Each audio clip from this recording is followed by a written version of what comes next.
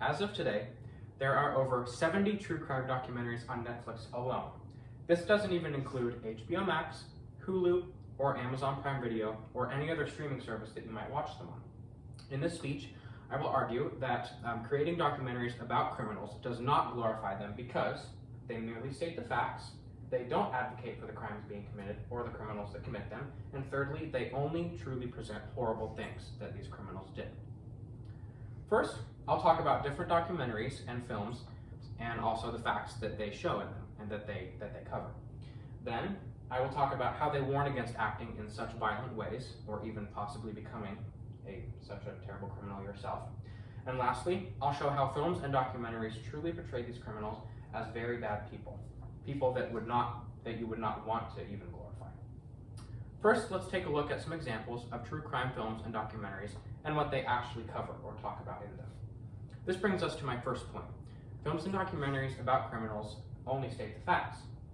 A producer of Extremely Wicked, Shockingly Evil and Vile, which is a film about Ted Bundy, states in an article published by irishtimes.com, quote, "For me, what's interesting about true crime series is that they allow me to play with the nature of truth," end quote. The same producer, his name is Joe Berlinger, also states in an article called Joe Berlinger on his new docuseries states, quote, "I think of myself as a social justice filmmaker spending a lot of time in the crime space." Films such as The Highwaymen, which documents the crimes of the infamous couple, Bonnie and Clyde.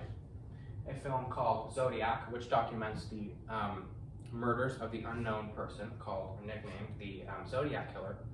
And thirdly, this film called Charlie Says, all three of which are on Netflix, is a film about Charles Manson and his little group.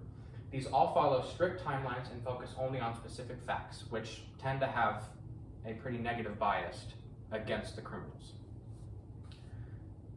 Now that we've looked at what films and documentaries cover, let's take a look at some messages and, I guess, warnings that these films show. This brings us to my second point. True crime films and documentaries do not advocate for crimes being covered and don't encourage them whatsoever. At the beginning and end of pretty much every true crime documentary or film that I've seen on Netflix, there are messages such as, if you or someone you know is in danger, call this number. Or have any tips about this crime, call this number. This show on Netflix, called Unsolved Mysteries, has a little message for the people watching it at the beginning of every episode, and it states, quote, "The following episode contains scenes that some viewers may find disturbing and or may not be suitable for younger audiences, including graphic depictions of rape and sexual assault. Viewer discretion is advised."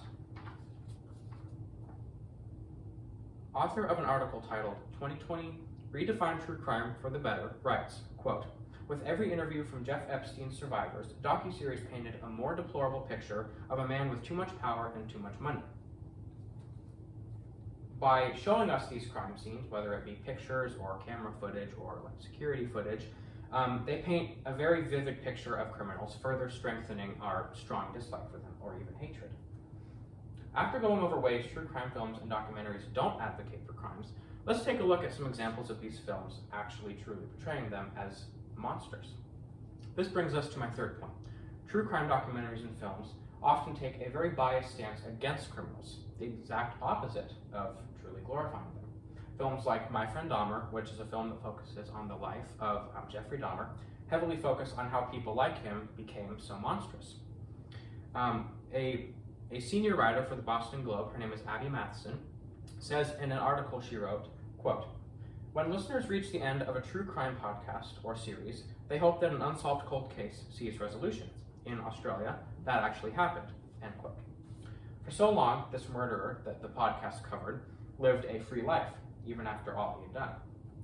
But the podcast brought justice to the victim, and he was caught because of this podcast that was made about him. Viewers of true crime documentaries grow an immense hatred for the criminal and often seek justice for the victim. In an article published in Global News, author of it, Laura Hensley, writes, quote, "People think that they can help overturn a ruling, even exonerate a person, or even crack a cold case," end quote. All in all, you can see why true crime documentaries and films don't glorify criminals. If anything, they paint them as horrific monsters. So, as you've seen throughout my speech, films and documentaries about criminals do not glorify them because they state the facts, They don't advocate for the crimes being committed, and they often portray them as horrible people, people that should not be glorified ever. Out of the 70+ true crime documentaries on Netflix, not one of them ever glorifies criminals or the harmful things that they did or still do to others.